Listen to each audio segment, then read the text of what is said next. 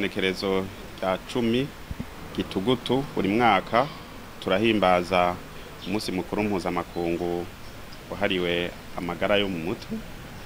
Tukaba rero ariyo muri iyo ntumbero yo guhimbaza uwo munsi mukuru turiko turakora bino bikorwa by'uno munsi byo kugira ikiganiro n'abamenyesha makuru.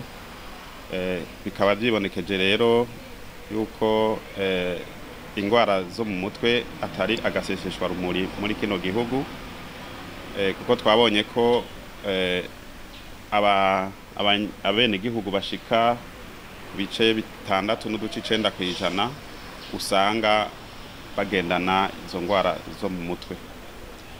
Tukaba rero muri kino gihugu, mu gihugu c'u Burundi, mu bushikiranganje bw'amagara y'abantu no kubanyikiza ruhonyanganda sida, tumaze kubona ko iyo ngwara isigaye iteye ikibazo. Twaciye dushiraho ubwa mbere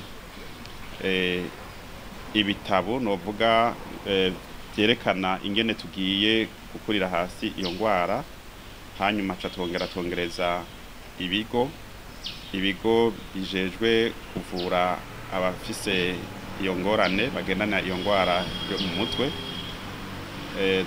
Tugaca twongera kandi ubu tukaba turiko turashika no mu mavuriro mato mato kugira ngo hashobore kuboneka abavuzi babinonosoye bazi kubakira, kubatunganiriza. Hakaba n'imiti kandi yo kuvura izo ngwara isanzwe ubu iriko iragwizwa. Ca kigo gisanzwe kizana imiti dukoresha hano mu gihugu citwa Kamebu, ubu mu miti bariko baragura bazana barongereje cane imiti yo kuvura abafise iyo ngwara yo mu mutwe. Ico civugo nico cafashwe kuri uno mwaka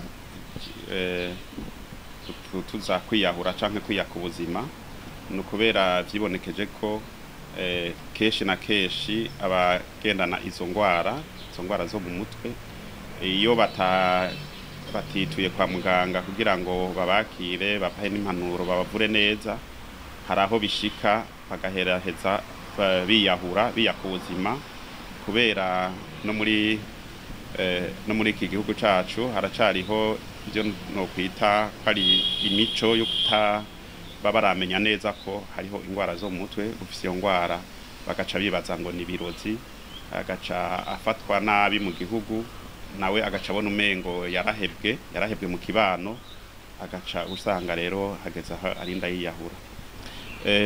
Ibituma bagira izo ngwara zo mu mutwe ni vyinshi.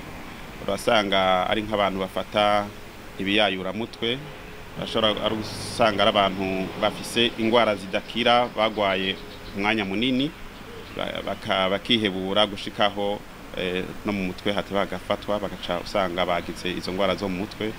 Biva kuri vyinshi, ariko nyamukuru usanga ari izo ngwara zidakira n'ivyo biyayura mutwe baba bariko barihereza.